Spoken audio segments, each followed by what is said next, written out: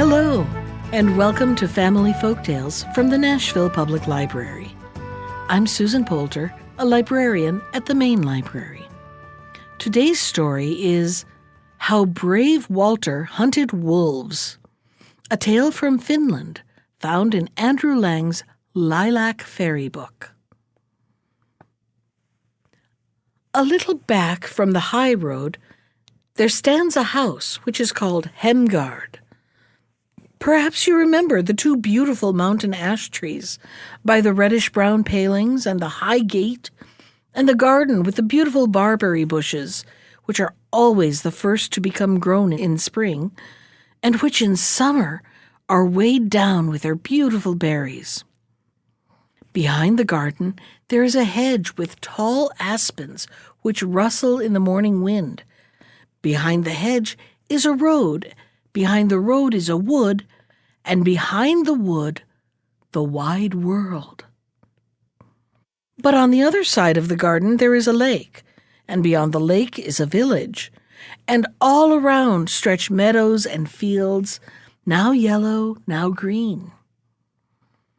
In the pretty house, which has white window frames, a neat porch and clean steps, which are always strewn with finely cut juniper leaves, Walter's parents live.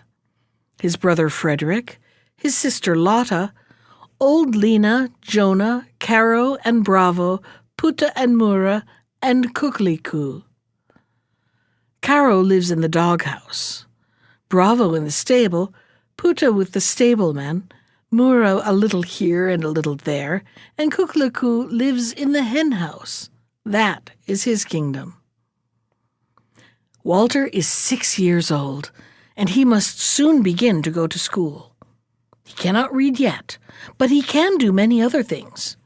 He can turn cartwheels, stand on his head, ride seesaw, throw snowballs, play ball, crow like a cock, eat bread and butter and drink sour milk, tear his trousers, wear holes in his elbows, break the crockery in pieces, throw balls through the window panes, draw old men on important papers, walk over the flower beds, eat himself sick with gooseberries, and be well after a whipping.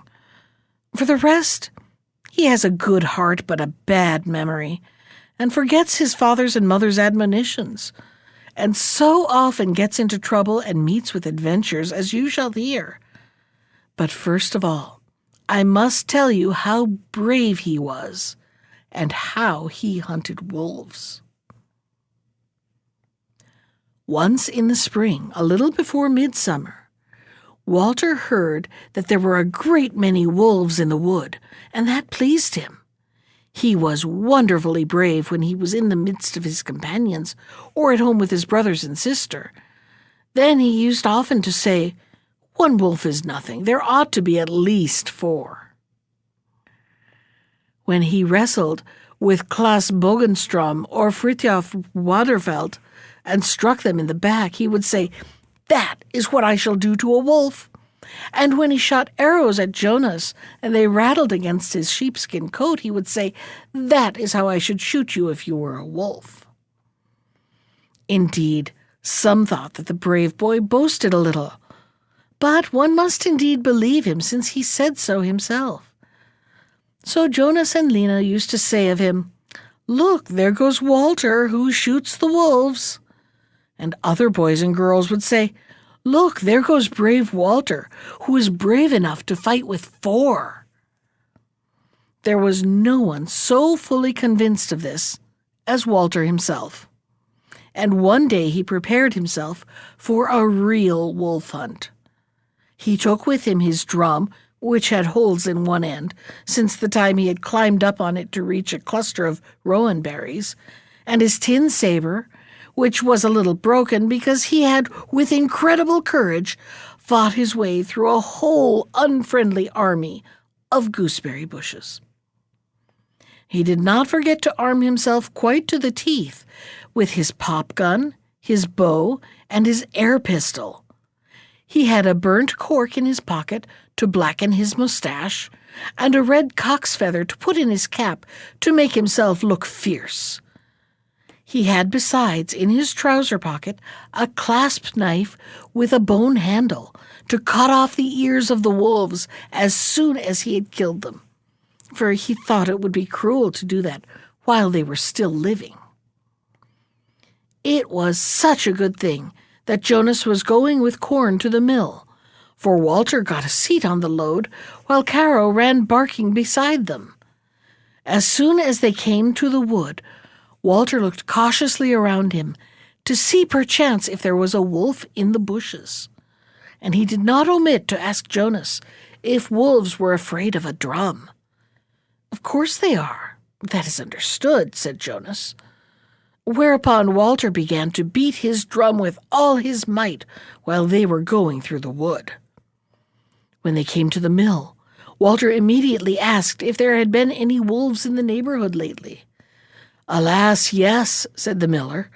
"Last night the wolves have eaten our fattest ram there by the kiln, not far from here." "Ah," said Walter. "Do you think there were many?" "We don't know," answered the miller. "Oh, it's all the same," said Walter. "I only asked so that I should know if I should take Jonas with me. I could manage very well alone with 3, but if there were more, I might not have time to kill them all before they ran away. In Walter's place, I should go quite alone. It is more manly," said Jonas. "No, it is better for you to come too," said Walter. "Perhaps there are many." "No, I have not time," said Jonas. "And besides, there are sure not to be more than 3. Walter can manage them very well alone." "Yes," said Walter. "Certainly I could. But you see, Jonas, it might happen that one of them might bite me in the back, and I should have more trouble in killing them. If I only knew that there were not more than 2, I should not mind, for then I should take one in each hand and give them a good shaking like Susanna once shook me." "I certainly think that there will not be more than 2, said Jonas. "There are never more than 2 when they slay children and rams. Walter can very well shake them without me." "But you see, Jonas," said Walter, "if there are 2, it might still happen that one of them escapes and bites me in the leg. For you see, I am not so strong in the left hand as in the right. You can very well come with me and take a good stick in case there are really 2. Look, if there is only one, I shall take him with both my hands and throw him living onto his back, and he can kick as much as he likes. I shall hold him fast." "Now, when I really think over the thing," said Jonas, "I am almost sure there will not be more than 1. What would 2 do with 1 ram? There will certainly not be more than 1. "But you should come with me all the same, Jonas," said Walter. "You see, I can very well manage 1, but I am not quite accustomed to wolves yet, and he might tear holes in my new trousers." "Well, just listen," said Jonas. "I am beginning to think that Walter is not so brave as people say. First of all, Walter would fight against 4, and then against 3, then 2, and then 1, and now Walter wants help with 1. Such a thing must never be. What would people say? Perhaps they would think that Walter is a coward." "That's a lie," said Walter.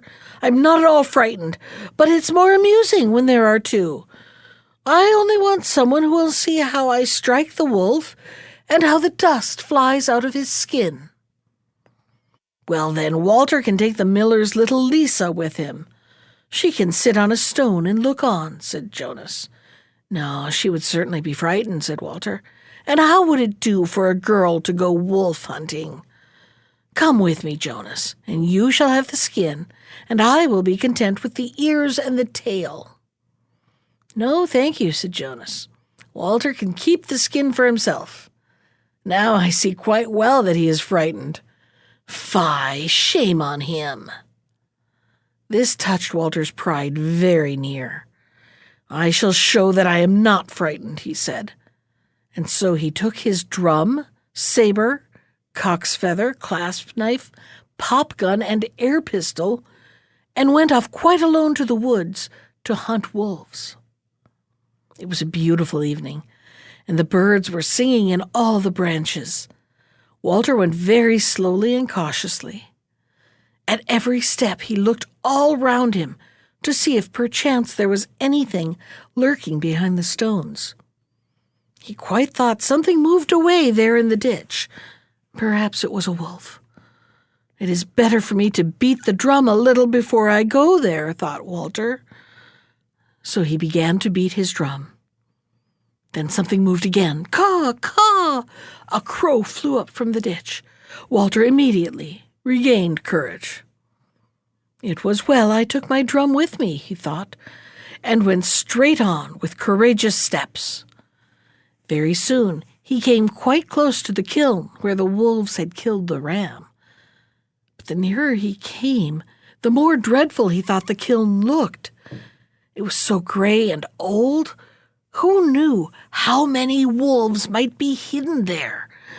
Perhaps the very ones which killed the ram were still sitting there in a corner. Yes, it was not at all safe here, and there were no other people to be seen in the neighborhood. It would be horrible to be eaten up here in the daylight, thought Walter to himself.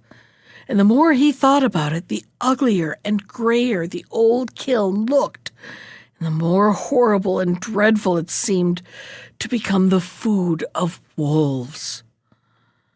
"Shall I go back and say that I struck one wolf and it escaped?" thought Walter. "Fie," said his conscience. "Do you not remember that a lie is one of the worst sins, both in the sight of God and man? If you tell a lie today and say you struck a wolf, tomorrow it will surely eat you up." "No, I will go to the kiln," thought Walter, and so he went. But he did not go quite near. He went only so near that he could see the ram's blood, which colored the grass red, and some tufts of wool, which the wolves had torn from the back of the poor animal. It looked so dreadful. "I wonder what the ram thought when they ate him up," thought Walter to himself. And just then a cold shiver ran through him from his collar right down to his boots. "It is better for me to beat the drum," he thought to himself again, and so he began to beat it. But it sounded horrid, and an echo came out from the kiln that seemed almost like the howl of a wolf. The drumstick stiffened in Walter's hands, and he thought now, "They are coming." Yes, sure enough, just then a shaggy reddish-brown wolf's head looked out from under the kiln. What did Walter do now? Yes, the brave Walter, who alone could manage four, threw his drum far away, took to his heels, and ran as fast as he could back to the mill. But alas, the wolf ran after him. Walter looked back. The wolf was quicker than he, and only a few steps behind him. Then Walter ran faster, but fear got the better of him. He neither heard nor saw anything more. He ran over sticks, stones, and ditches. He lost drumstick, saber, bow, and air pistol, and in his terrible hurry he tripped over a tuft of grass. There he lay, and the wolf jumped onto him. It was a gruesome tale. Now you may well believe that it was all over with Walter and all his adventures. That would have been a pity. But do not be surprised if it was not quite so bad as that, for the wolf was quite a friendly one. He certainly jumped onto Walter, but he only shook his coat and rubbed his nose against his face. And Walter shrieked. Yes, he shrieked terribly. Happily, Jonas heard the cry of his distress, for Walter was quite near the mill now, and he ran and helped him up. "What has happened?" he asked. Why did Walter scream so terribly? "A wolf! A wolf!" cried Walter, and that was all he could say. "Where is the wolf?" said Jonas. "I don't see any wolf." "Take care, he is here. He has bitten me to death," groaned Walter. Then Jonas began to laugh. Yes, he laughed so that he nearly burst his skin belt. Well, well, was that the wolf? Was that the wolf, which Walter was to take by the neck and shake and throw down on its back no matter how much it struggled? Just look a little closer at him. He is your old friend, your own good Caro. I quite expect he found a leg of the ram in the kiln. When Walter beat his drum, Caro crept out, and when Walter ran away, Caro ran after him, as he so often does when Walter wants to romp and play. Down, Caro! You ought to be rather ashamed to have put such a great hero to flight. Walter got up, feeling very foolish. Down, Caro, he said, both relieved and annoyed. It was only a dog. Then if it had been a wolf, I certainly should have killed him. If Walter would listen to my advice and boast a little less and do a little more, said Jonas consolingly. Walter is not a coward, is he? You shall see, Jonas, when we next meet a bear. You see, I like so much better to fight with bears. Indeed, laughed Jonas. Are you at it again? Dear Walter, remember that it is only cowards who boast. A really brave man never talks of his bravery. That was How Brave Walter Hunted Wolves from Andrew Lang's Lilac Fairy Book. Special thanks to Ginger Sands for our theme music. You can find more of Ginger's music at iTunes or on her website at www.gingersands.com. And if you'd like to comment on today's story, send me an email. I can be reached at susan.poulter, that's Poulter, at nashville.gov. Thanks for listening.